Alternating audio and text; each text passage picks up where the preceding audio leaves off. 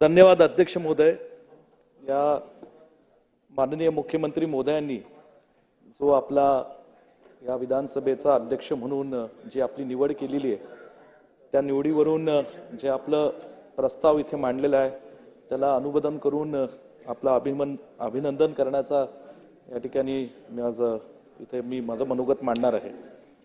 अध्यक्ष महोदय, माझ्यासह या विधानसभेमध्ये अनेक तरुण आमदार इथं सदस्य म्हणून या निवडणुकीच्या प्रक्रियेतून निवडून आलेले आहेत आणि आम्हा सर्वांना आनंद आहे, अभिमान आहे की आमच्या पिढीतले एक तरुण सदस्य म्हणून आपली पुन्हा एकदा महाराष्ट्राच्या विधानसभेवर अध्यक्ष म्हणून निवड झालेली आहे।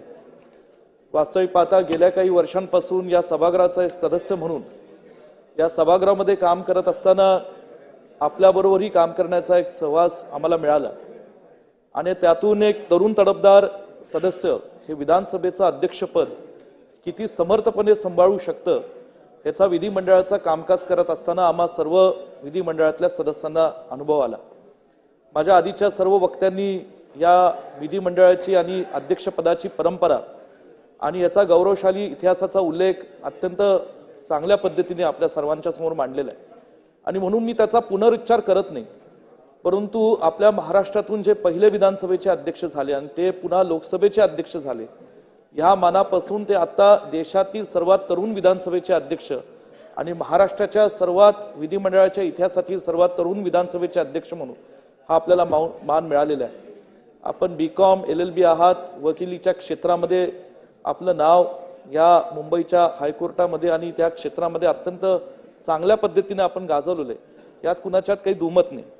गेल्या 2.5 वर्षाच्या कालावधीमध्ये जेव्हा आम्ही सर्व विधिमंडळाचे सदस्य निवडून येतो त्या प्रत्येक सदस्य आपल्या विधानसभा मतदारसंघ जिल्ह्यातल्या आणि महाराष्ट्रातल्या सर्वसामान्य जनतेचे प्रश्न हे विधिमंडळाच्या माध्यमातून सरकार दरबारी मांडण्याचा एक मनापासून प्रयत्न करत असतो। सभागृह चालत असताना 288 सदस्यांना न्याय देण्याची भूमिका ही देणं तसं सोपं नाही, परंतु आम्ही पाहत होतो की भलं सभागृहाचं कामकाज कधी प्रसंगाला 7 वाजेपर्यंत रात्री 10-11 वाजेपर्यंत जरी चालत असलं तरी त्या सभागृहाच्या कामकाजाच्या माध्यमातून सर्वांना आपापला जो काही आवाज उठवण्याची संधी आपण देण्याचा एक प्रामाणिक प्रयत्न केलेला आहे। अध्यक्ष महोदय, ज्या कुलाबा विधानसभा मतदारसंघाचं प्रतिनिधित्व आपण करत आहात त्याच्यामध्येच हा विधानसभेचं विधिमंडळ आहे आणि मंत्रालयाचं या ठिकाणी इमारत आहे, आम्हा सर्वांना ज्ञात आहे आणि म्हणून जे काही महाराष्ट्राचा आवाज इथे या ठिकाणी मांडण्याचं काम आम्ही करतो ते आपल्या विधानसभेमधनं आम्ही या ठिकाणी करत असतो, ह्याचाही आम्हाला सातत्याने भान आहे।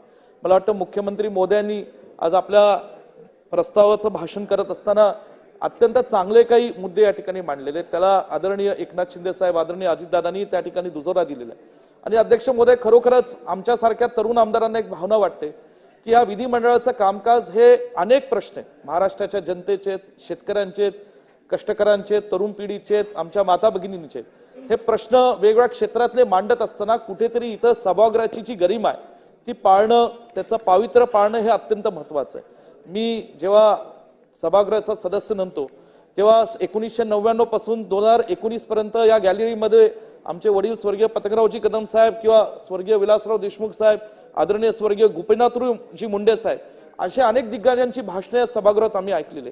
आदरणीय राणे साहेबांचंही विरोधी पक्ष नेते म्हणून या ठिकाणी आम्ही सभागृहात मांडलेले। आदरणीय फडणवीस साहेब 1999 पासून सभागृहाचे सदस्य झाले आणि त्यांनी त्यांच्या तरुण पिढीतली सुद्धा अनेक चांगली भाषणं आम्ही या सभागृहात ऐकलेली, परंतु ती जी प्रतिष्ठा भाषणांना होती, ती जी प्रतिष्ठा बोलणाऱ्यांना होती, एकमेकांना मान सन्मान आदर देण्याचं, एकमेकांचं ऐकून घेण्याचं, ती प्रतिष्ठा कुठेतरी गेल्या काही वर्षात कमी झाली आहे। आरे रावी बोलण्याची, एकमेकांवर ह्या ठिकाणी चुकीच्या पद्धतीचे आरोप करण्याची पद्धत जी राजकीय पटलावर बाहेर होते ती आता सभागृहामध्ये येऊ लागलेली आहे, ह्याची कुठेतरी आम्हाला शोकांतिका वाटते आणि म्हणून अध्यक्ष महोदय, जर ह्या पुढीलच्या काळामध्ये आता पुढे 5 वर्ष आपलं सरकार या महाराष्ट्राच्या जनतेने आपल्याला महाराष्ट्राच्या लोकांची सेवा करण्याची संधी दिल्याचा भान ठेवून आपण सगळे सत्ताधारी पक्षातले मंत्री आणि सगळे पदाधिकारी वागतील अशी आम्हाला निश्चितपणे अपेक्षा आहे, परंतु या सभागृहामध्ये सुद्धा सत्ताधारी पक्षातले आमदार, आम्ही विरोधी पक्षातले किती लोक जरी असलो तरी आम्ही आपल्या लोकांचे, माझ्या मतदारसंघातले जिल्ह्यातले प्रश्न आम्ही मांडत आहोत। महाराष्ट्रातल्या जनतेचे जे काही कधी चुकून सरकारच्या लक्षात येत नाही काही गोष्टी त्या मांडण्याची भूमिका आम्ही पार पाडत आहोत. ह्याचा भान ठेवून कुठेतरी समजूतदारपणे हा सभागृहाचं कामकाज चालवलं आणि तुमच्या अध्यक्षतेखाली निश्चितपणे तुम्ही ते चालवाल हा मला विश्वास आहे. अध्यक्ष महोदय, मला एवढंच बोलायचं की खरंच तुम्हाला ही संधी मिळाली, आम्हाला मनापासून आदर आहे, आनंद झालाय की पुन्हा एकदा ही संधी मिळाली. कदाचित तुमच्या मनात वेगळं असेल, कदाचित तुम्ही राज्यात मंत्री म्हणून एका चांगल्या खात्याची तुम्हाला जबाबदारी मिळाली असेल. शेवटी तो तुमच्या पक्षाचा निर्णय. महाराष्ट्राला एक तरुण मुख्यमंत्री मिळालेले, त्यांच्या जोडीला हे दोन या ठिकाणी अनेक अनुभवी सहकारी आहेत. आमच्या आम्हाला मार्गदर्शन करणारे आमच्या पक्षातले आणि विधिमंडळातले अनेक ज्येष्ठ अनुभवी काही सहकारी आहेत.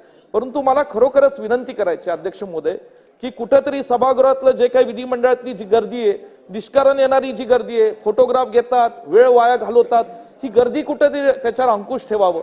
सभागृहाचं कामकाज चांगल्या पद्धतीने चालवं. आम्हाला तुम्ही संधी दिलीच, पण ह्यापुढे अधिक संधी द्यावी, जेणेकरून आम्ही आमच्या भावना, या महाराष्ट्रातल्या लोकांच्या जनतेच्या भावना या ठिकाणी मांडू. अध्यक्ष महोदय, तुम्ही अत्यंत चांगलं काम केलं. अनेक गोष्टींमध्ये मंत्री असो, अध्यक्ष असो, ह्यावेळी कॉन्ट्रोवर्सी होतच असतात. मागच्या 2.5 वर्षात महाराष्ट्राच्या राजकारणात अनेक काही गोष्टी घडल्या. त्याच्यातनं तुम्ही कसं या ठिकाणी शांत चित्ताने तुमचा मार्ग काढला खरं आम्हाला माहित नाही, परंतु जे काही घडलं, येणारा इतिहास किंवा येणारा भविष्यकाळ सांगेल जे घडलं ते चांगलं घडलं का चुकीचं घडलं. पण मला माहिती आहे तुम्ही कायदे तज्ज्ञ असल्यामुळे, वकील असल्यामुळे तुम्हाला जे योग्य वाटलं तुम्ही त्या पद्धतीने निर्णय दिला. मला एवढंच म्हणायचं आहे, येणाऱ्या हा 5 वर्षाच्या कालावधीमध्ये एक महाराष्ट्राच्या लोकांचा, तरुण पिढीचा आणि आमच्या माता भगिनींचा आवाज उठवण्याकरता इथे मला खात्री आहे मुख्यमंत्र्यांनी खूप चांगला विषय आज मांडला की आम्ही आता जास्तीत जास्त संवाद साधू. आणि खरोखरच हा संवादाचा अभाव आम्हाला गेल्या काही वर्षांपासून दुर्दैवाने पाहायला मिळाला. ते दुर्दैव पुढच्या 5 वर्षात घडू नये. हा संवाद जास्तीत जास्त व्हावा, महाराष्ट्राच्या विकासासाठी व्हावा, महाराष्ट्राच्या जनतेच्या, गोरगरिबांच्या, सर्वसामान्य जनतेच्या भल्यासाठी व्हावा. एवढेच मी एक प्रामाणिक विनंती करतो.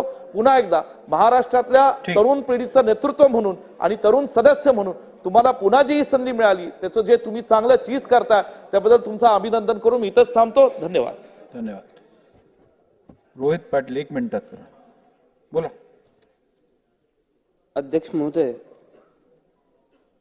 मी आज आपल्या अभिनंदनाच्या ठरावावरती बोलत असताना मनापासून अभिनंदन करतो. आज या देशाचं वेगळेपण टिकून आहे, त्याचं कारण असं आहे की अनेक शाया या देशानं बघितल्या, पण लोकशाही अत्यंत महत्त्वाची शाही या देशाच्या वाट्याला आली आणि संबंध जगामध्ये आपलं देश स्वतःचं वेगळेपण टिकवू शकला, वेगळेपण निर्माण करू शकला. त्याचं दुसरंही कारण असं आहे की संसदीय पद्धत जी आपण कमावली, त्या संसदीय पद्धतीमुळे आपल्या लोकशाहीला एक वेगळं महत्त्व निर्माण झालं.